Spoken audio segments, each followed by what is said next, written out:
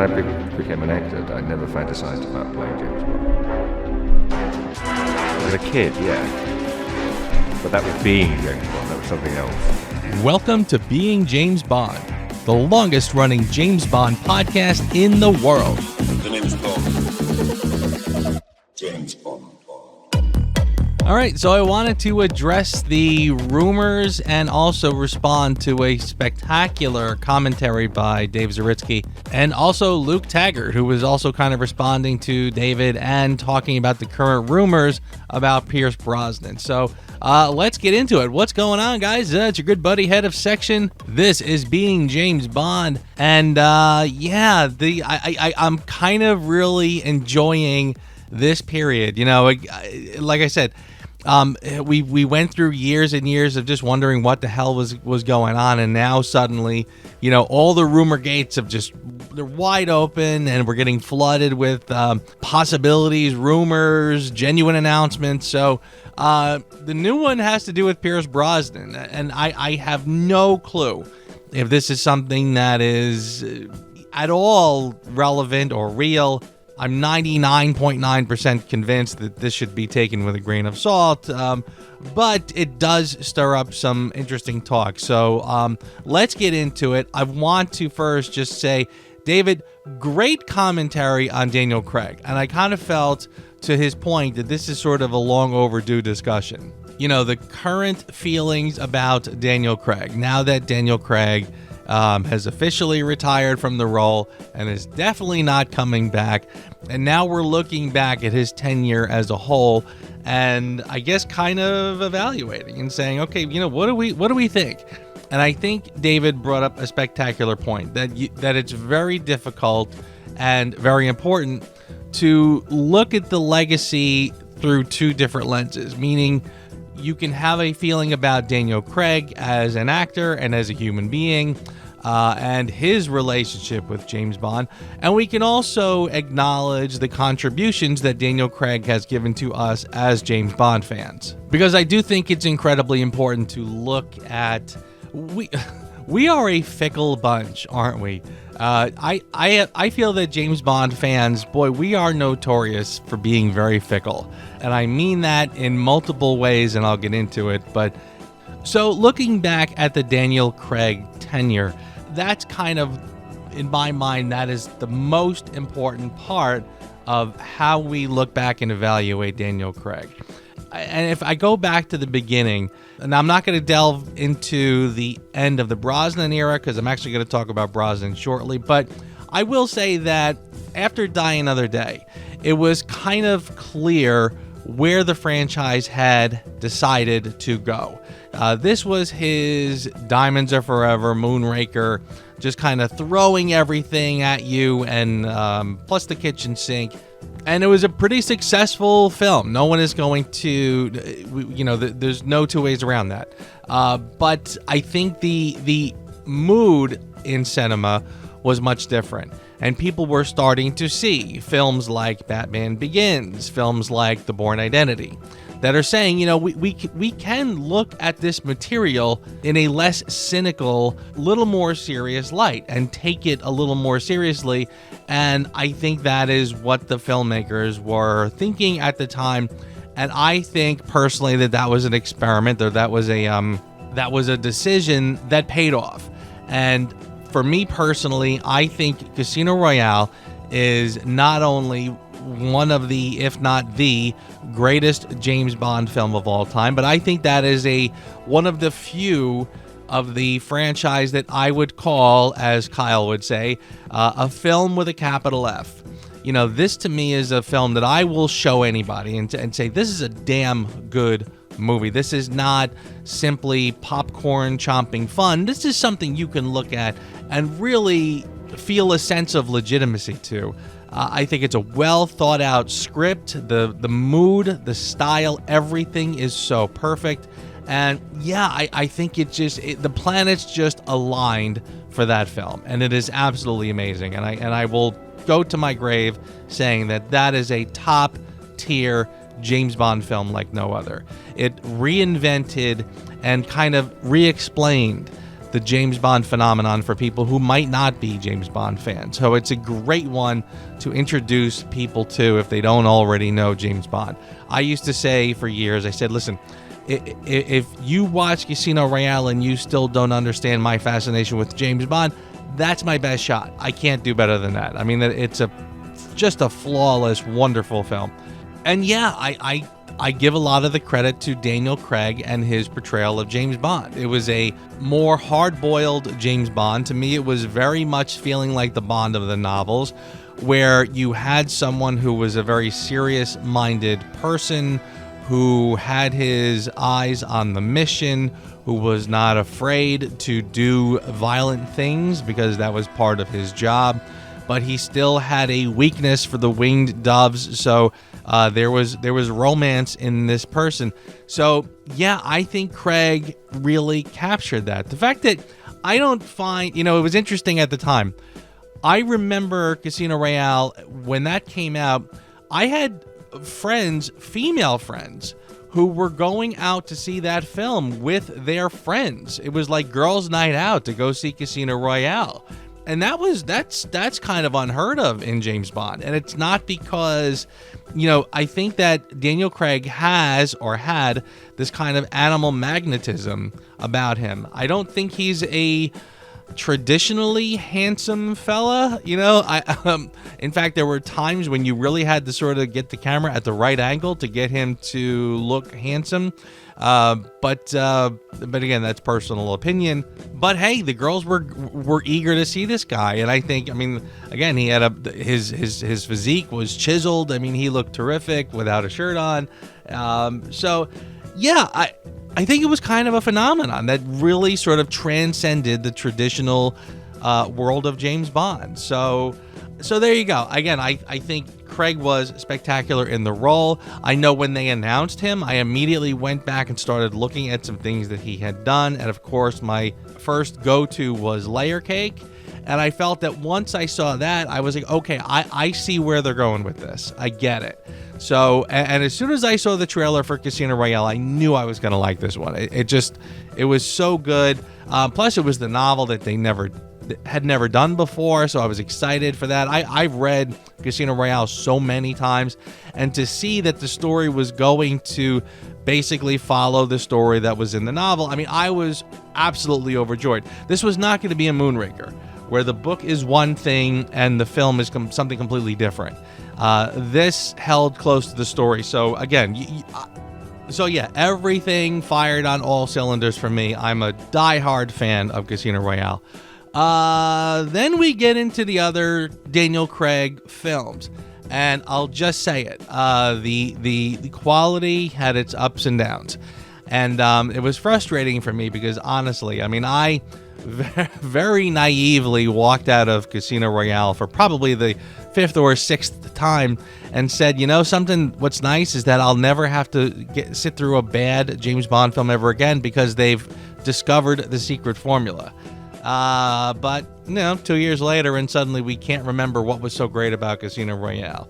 We remember some things, and we maybe don't learn all the lessons of Casino Royale.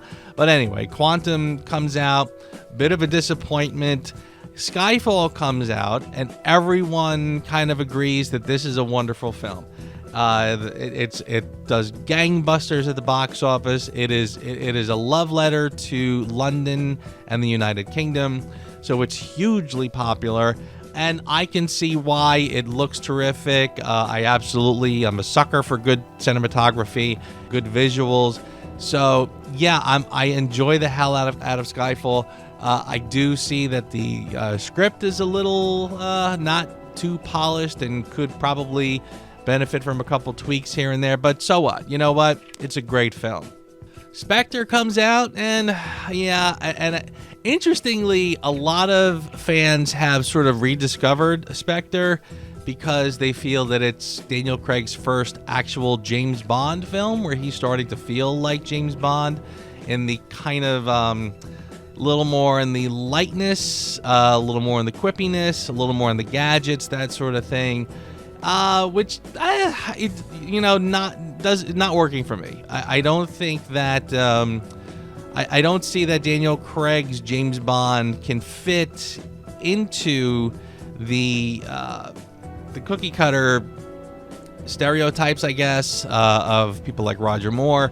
So for me, Spectre doesn't work. It really doesn't work. It's one of my least favorite films. And it almost seems like this is going to be Craig's swan song, doesn't it? At the end of the film, he tosses his gun off of the bridge, goes off into the sunset with the girl, finally. And, it looks like that could be it. Then comes No Time to Die. Now, again, I'm not going to get into why we have No Time to Die. I think a lot of people have speculated that Daniel Craig wanted to officially close the book, so people will just stop asking him if he's ever going to do another James Bond. But No Time to Die comes out. And listen, I don't have to tell you my feelings on it. Most of you know it. I enjoyed it very much. I enjoyed it through a prism, though, and I will fully admit. Remember the Rise of Skywalker, the last really dreadful of the Star Wars sequels? When I first saw that film, I came out and I was like, yeah, it was pretty good. I liked it. It was fine. And everybody's like, what are you crazy? Are you serious? That was terrible. And my response was, well, yeah, it was terrible, but given the kind of corner that they had painted themselves in, I'm just watching an exercise in trying to undo, the things that had come before. And I was like, at that point, my expectations are just rock bottom.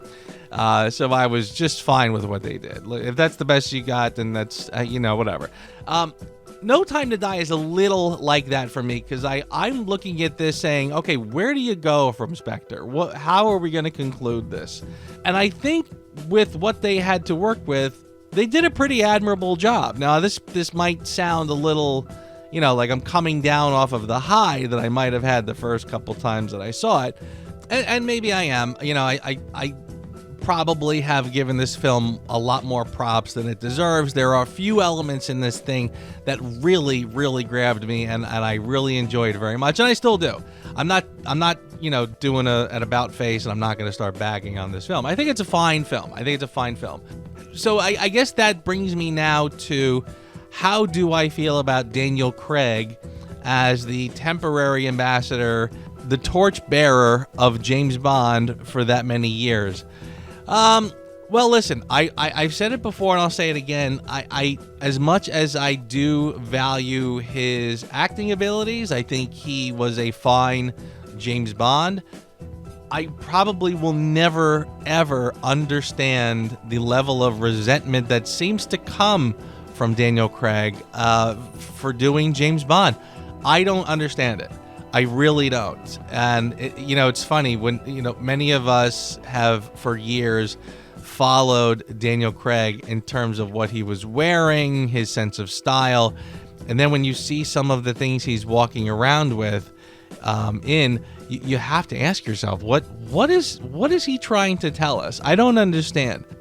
Is this just how he feels like dressing these days? I don't know.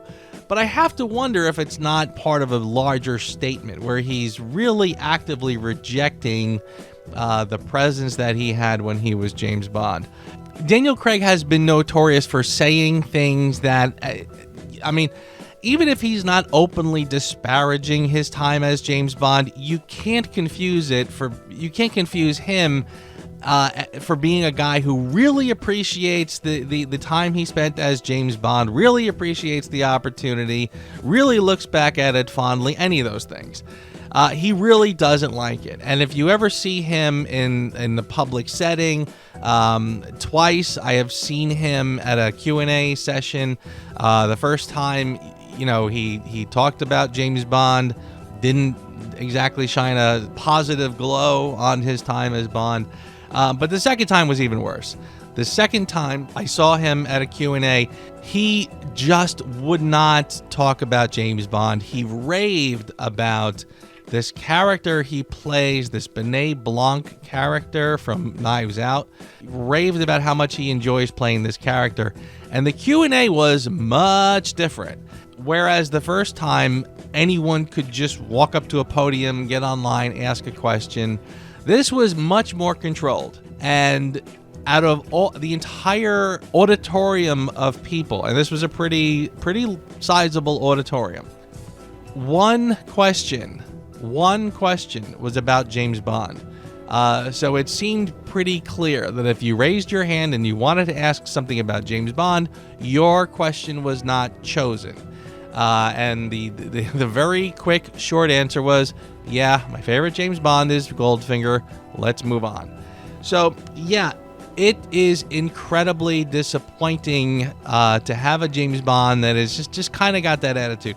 To David's point, some people are just sort of introverted, but and a reason I'm referring to that is because I know people who have gone to see his plays. You go to see a play in New York, usually, if you so choose, you go to the side door where the actors are usually leaving, and they will often mingle a little bit and sign some autographs before they head home. Craig, not so much. Nope. No, he really has no interest in engaging with his fans.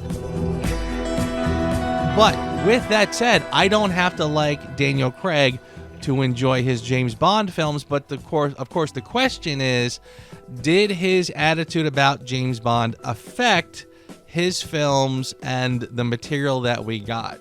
Specifically, did James Bond die in No Time to Die because Daniel Craig was just that sick of playing the character, wanted to kill him off? And why did he want to kill him off? Is it because he thought that this was the natural conclusion of this character? Or did he do it because he's literally sick of people asking him, are you going to do another James Bond film? Me? And again, I don't have any insights. I do not know this man personally. But if you ask my opinion, I think the answer is probably yes. He really did do that because he was just tired of being connected with this character and was just...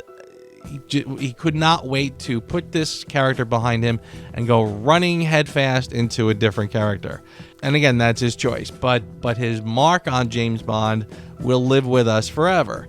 Now, I personally never really had a problem with the end of No Time to Die, really because, again, I just looked at this from a much more sterile perspective. I just said to myself, well, this is one way to punctuate the finale, the ending, this incarnation of James Bond.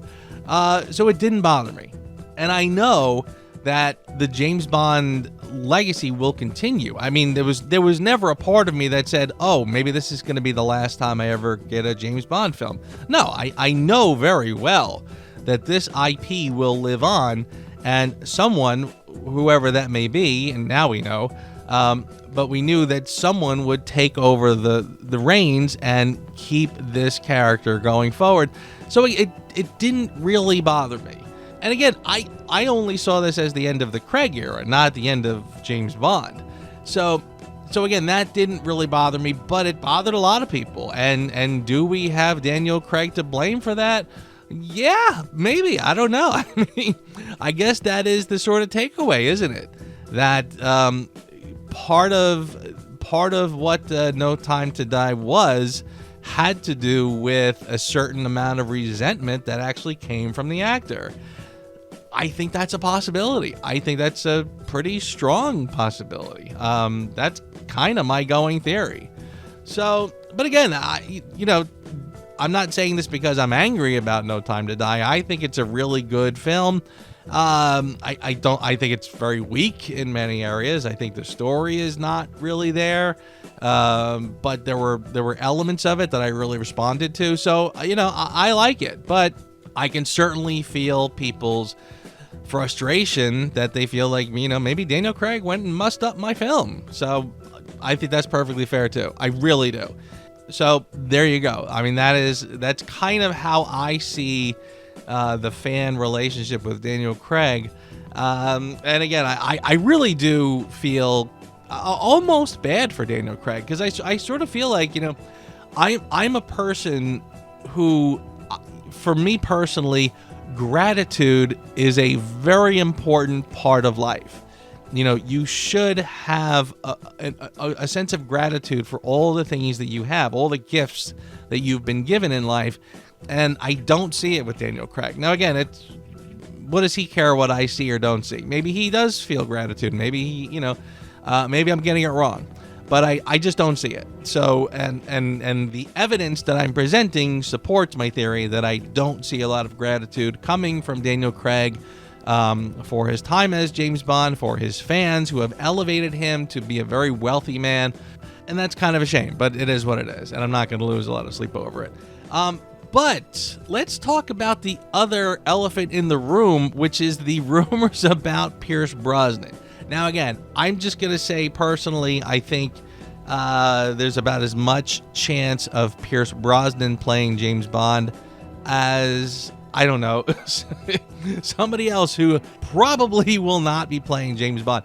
I think if there's any possibility of seeing Brosnan playing James Bond, it would probably come in the form of a spin-off kind of mini-series that Amazon is doing as a streaming service, maybe like an 8 episodes, such and such, and just call it like a multiverse experiment, when it comes to the world of James Bond. I do not think that Pierce is coming back at all for a feature film. But again, with that said, there is something I kind of wanted to comment, and it is this. Boy, like I said earlier, we are a fickle bunch, aren't we?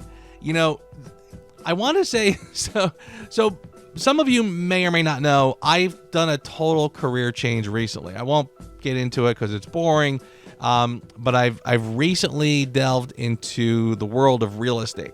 And one of the first things that I heard, and I hear it all the time, there's a phrase that realtors use, which is buyers are liars.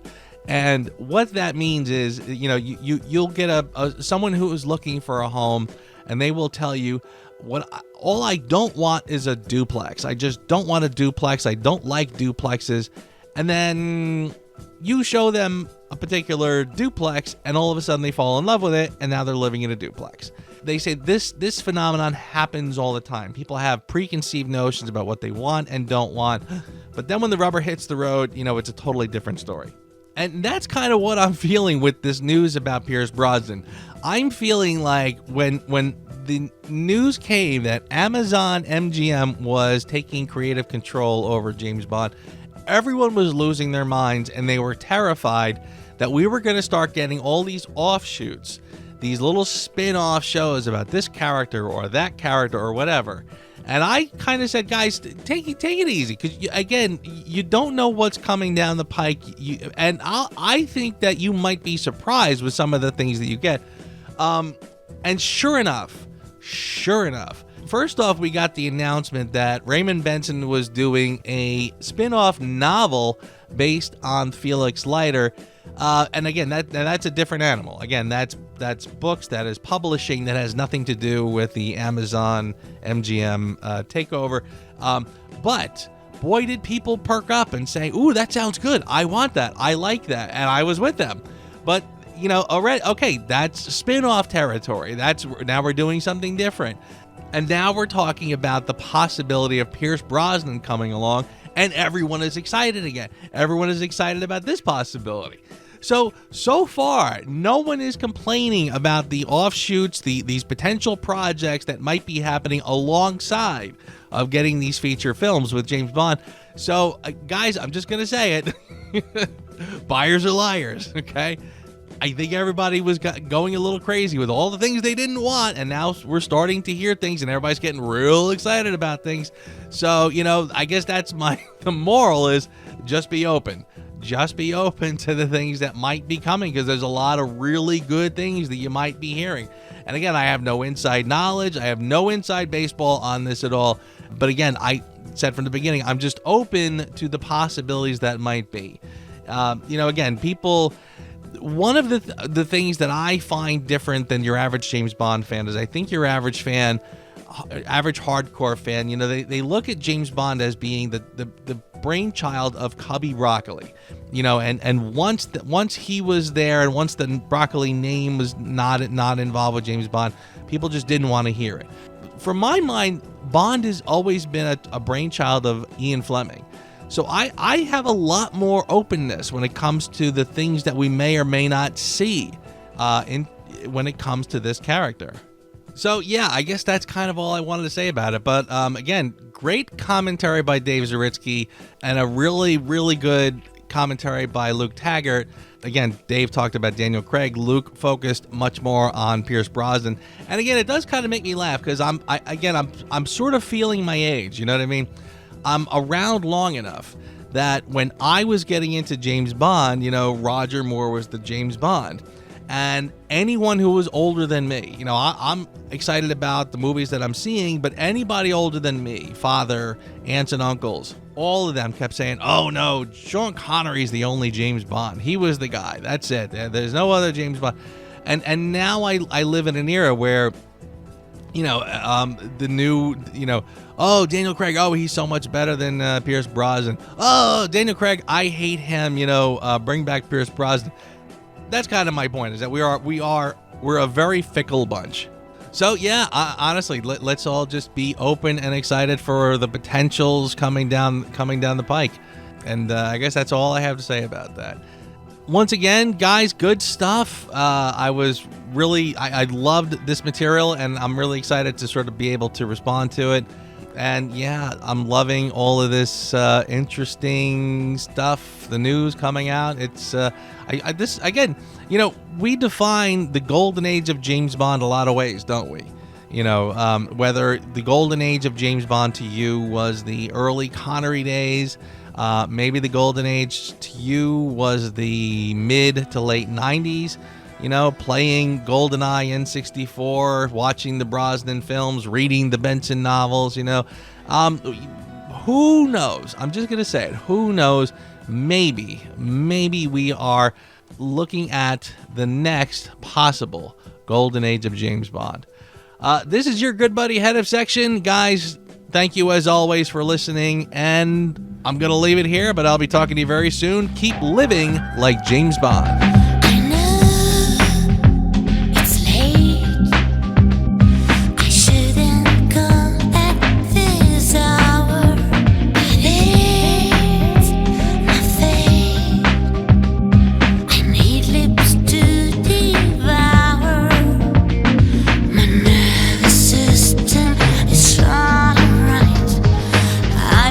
Sleep unless you sleep.